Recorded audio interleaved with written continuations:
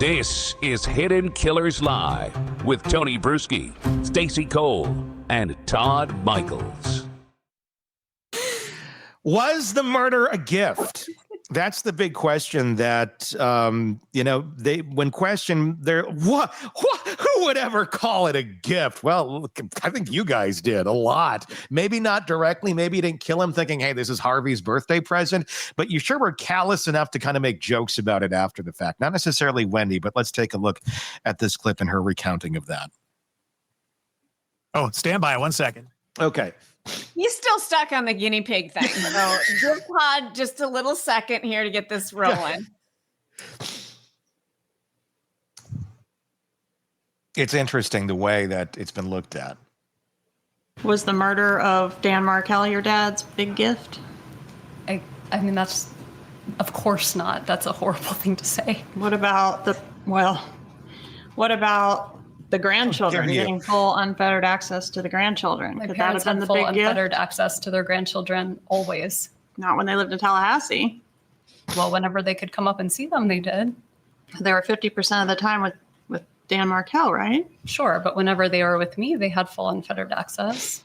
On the occasion that we're talking about, Dad's birthday, was that one of the times that when you came back to Tallahassee, your parents rode with you and then rented a car and drove home in the rental car? It was. And how long a drive is that?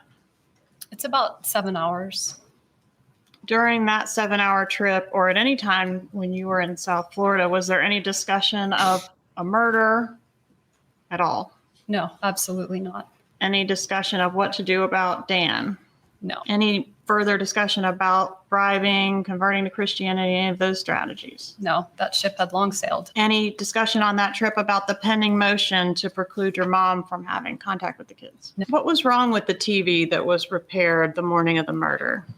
I think one of my boys might have thrown something at it. There was like a little crack in the TV. How long had the TV been broken at the time that it got repaired? I honestly don't remember. Could it have been a long time, quite a long time? No, it could have been. I mean, I would be completely speculating. I don't remember how long it was broken for. Do you remember who repaired the TV? Yes, it was called the Geek Squad. Yeah. Remember when you can't repair a TV that has a crack like that on it? No, you trash it and get a new one. It's trash. Do you find it odd that she can't remember just basic details about her TV being broken?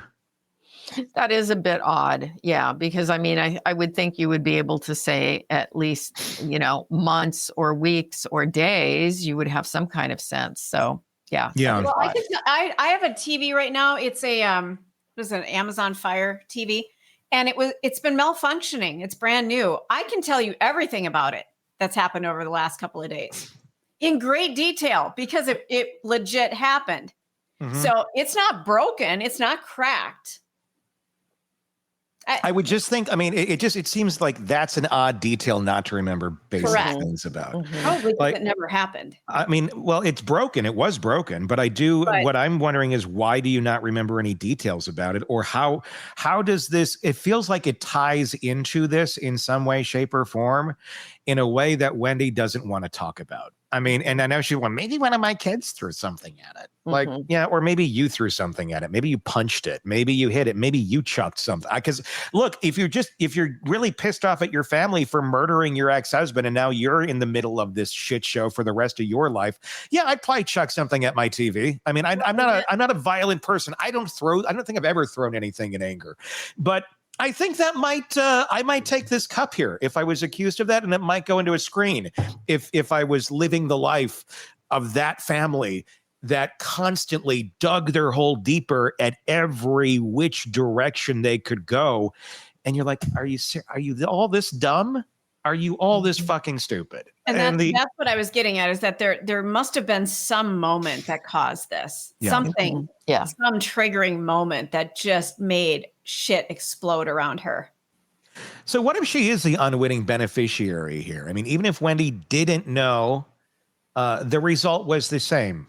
Dan's dead, and the relocation battle is over. She benefited from her family's actions, whether she wanted to or not. So how does someone, again, this is now kind of switching gears to if she didn't know, how does someone live with the fact that their deepest, I mean, I don't want to say deepest wish, I don't know what her deepest wish is, but was a desire at some way, shape, or form to come true. If we're assuming that she did want to move down there, it would be easier to have her family by and blah, blah, blah. But through a murder that you never asked for, I mean, what does that do to your sense of guilt, even if you're innocent of it? Right. And that was one of the things in the testimony that she said was, what could she have done to prevent it? And I think if she didn't know, that would be the kind of thing that's going on in your head. Perhaps I should never have tried to get a divorce. You know, should I have handled things differently? Should I have not tried to relocate? You know, and that would be, if you didn't know, that would all be a normal response, going over and over and over all the what ifs.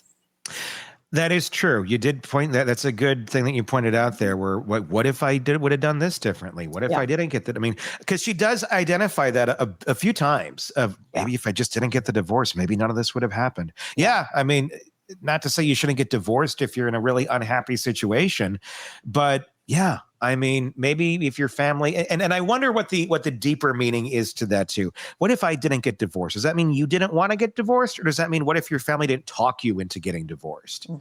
Because that's what we learned in the latest trial, was she might not have done it if it wasn't for Charlie and it wasn't for Mom putting all that pressure and painting Dan as this really horrible, icky person, you know, and then she gets divorced. It was there. Let's take a look at another clip here. This is another very interesting one, another revelation that came out in Charlie's trial, about Charlie knowing the killer and what kind of gymnastics, I guess, Wendi is playing in her mind to make this all work out where she's got nothing to do with this. Let's take a look. All the years this has been pending, In all of the years this has been pending, your brother has known who killed your child's father, and you didn't know. I did not know.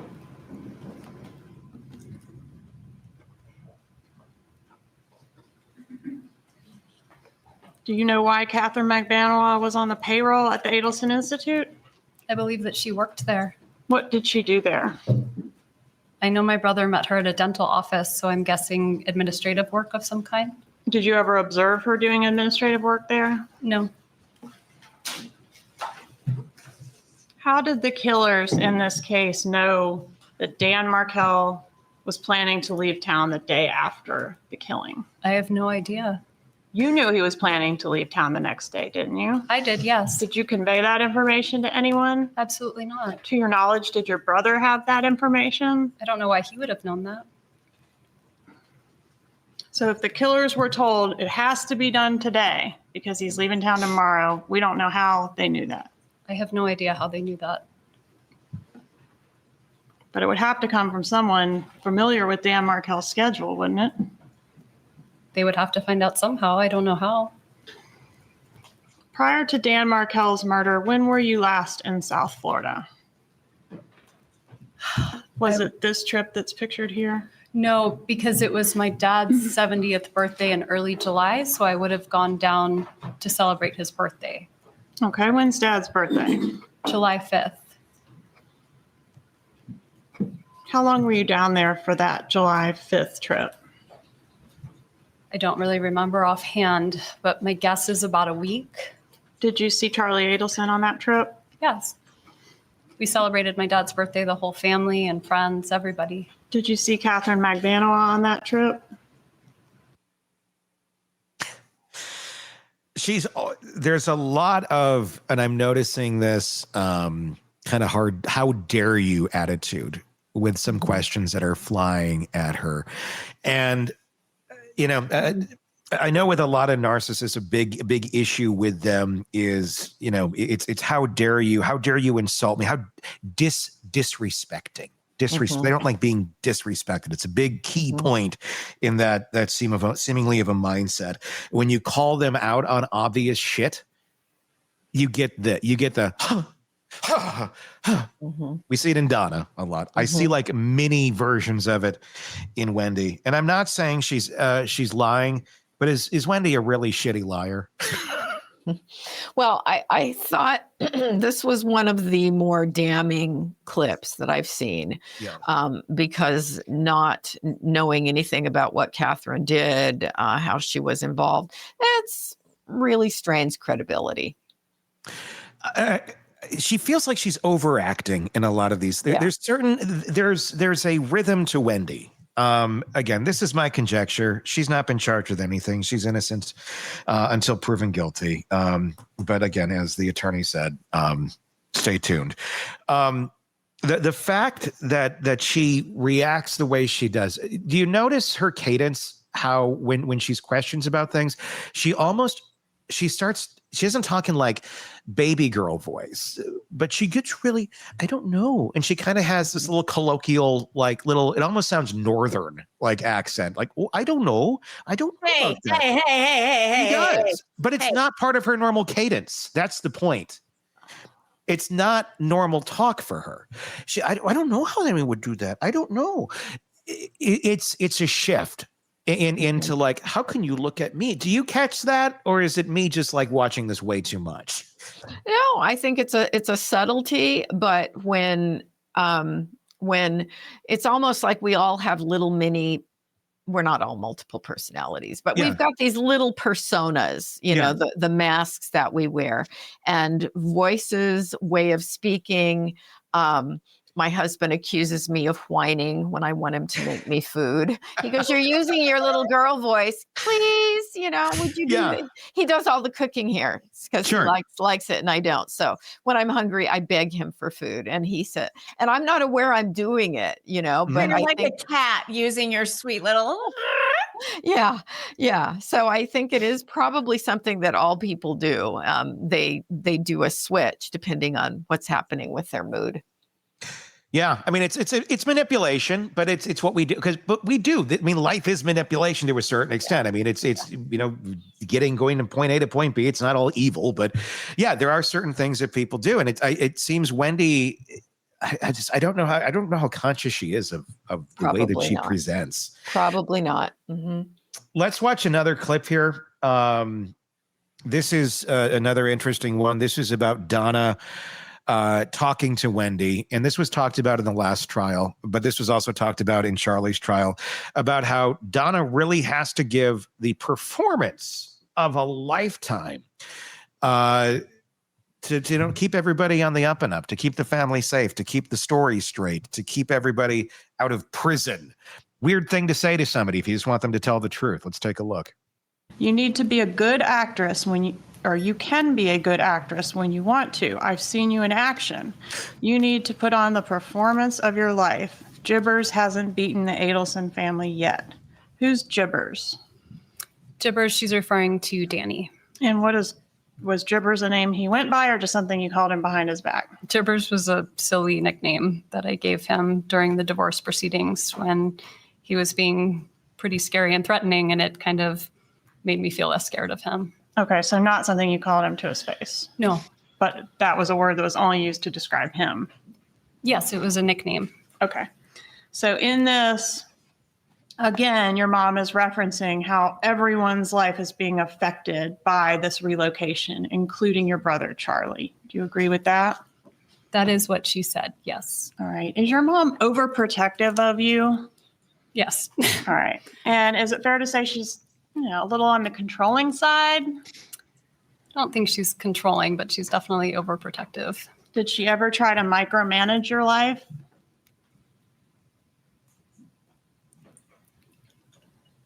Maybe, yeah.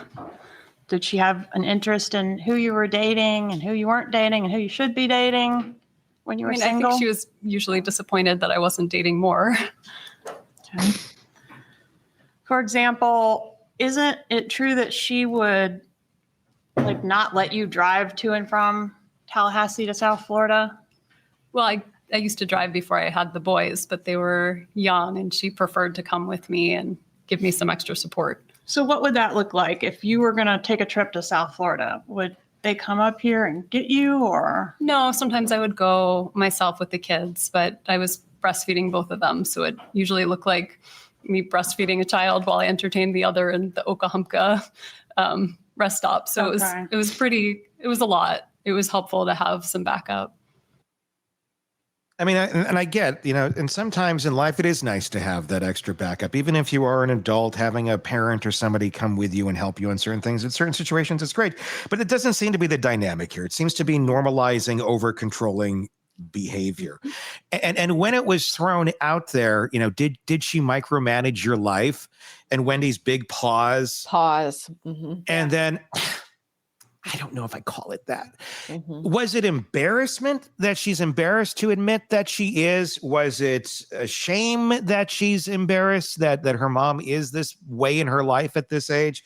Or is she completely ignorant to it? I mean, what was that? Yeah, I think the pause was, how do I say this? Because my mother's sitting right there. Yeah. And still that dynamic of needing to take care of mother.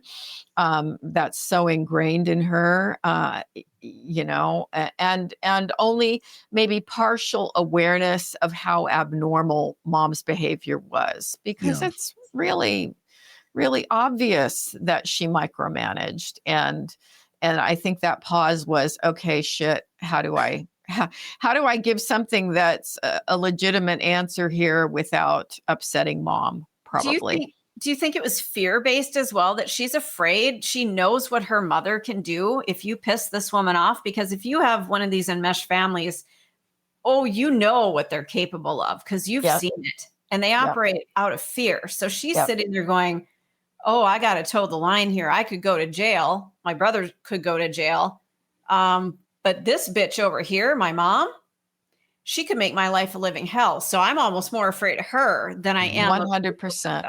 100%. I think you nailed it. That was my response, is that pause is because shit, mom is listening. Yeah. Do you think Donna Adelson breastfed her children into their teen years? Tony. And the follow-up, do you think she visits Charlie in prison and still performs this? There was actually a case in England of a woman. I saw it on YouTube, and I think the kids were 9 and 10. Oh my God. And she was still breastfeeding and had a whole rationalization why this was a healthy thing. And I was just holding my head.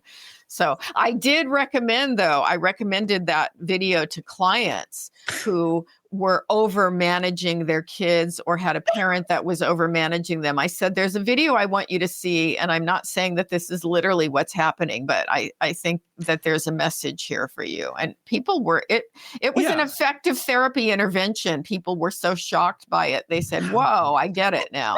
Because it's not like you're doing it to nurture the child at that point. It's completely psychological. So whatever factors may be playing in there could be applicable in other areas. I get how that would make some sense. Yeah. You got to send me that video. No. It's weird. And it was a legitimate, like a news show. It wasn't somebody's kinky weirdo video. It was like, here's an interesting story for. Well, now he doesn't want it, Shavaun, if it's not kinky or anything like that. No, that's not what I was going. I'm kidding. I want to see Shavaun's YouTube history. Actually, it's all over the place. Just look at the stuff Shavaun posts. I'm sure it's crazy. I mean, I love your posts, Shavaun, but they're always you'd get some weird things if you were searching this stuff out, but it's always very mind-opening and very accurate. I love Shavaun's posts. Well, and I sent you one last week about the guy who was sexually aroused by amputation. Getting amputated. And I said, this may be one of the weirdest paraphilias, but it does exist And I said, wasn't that a plot on a recent show? Wasn't that an Ozark or something? And you didn't see it. I didn't see it. Did Todd, Stacy, ever watch Ozark? Does anyone recall? No. There was a show, there was a recent drama recently where that was kind of the subplot towards the end of the series. And there was this at the end of the day, the guy is he didn't have arms or legs. And it was all about I forgot what it was. It was messed up though. Anyway, that was somebody out there maybe in chat knows what I'm talking about. I can't think of what show it was. Let's talk about Wendi for a second here in present tense in today. I mean, this case just keeps flipping. In 2016, you got the Dolce Vita tapes changing everything. In 2025, Donna finally convicted. It's just domino after domino after domino. And the last two have been last name of Adelson. More evidence, it could always surface. More evidence is likely in the hands of Georgia Kappelman right now. So if Wendi didn't know, I mean, how does someone live with that constant dread that tomorrow's headline, I mean, could drag them back into the fire, even if they're innocent? How this can't be easy. If Wendi didn't do anything with this, life has got to be insanely stressful right now. Incredible. Anxiety is going to be off the chart. Yes, anxiety medication. I would hope getting some kind of therapy to stay grounded if she really didn't know about any of this, how to make sense of the family story, and then how to rewrite your values, raise your kids differently. It's got to be a rugged thing if she didn't know anything. I mean, it's going to be rugged if she knew. Yeah. It's just another path if she didn't.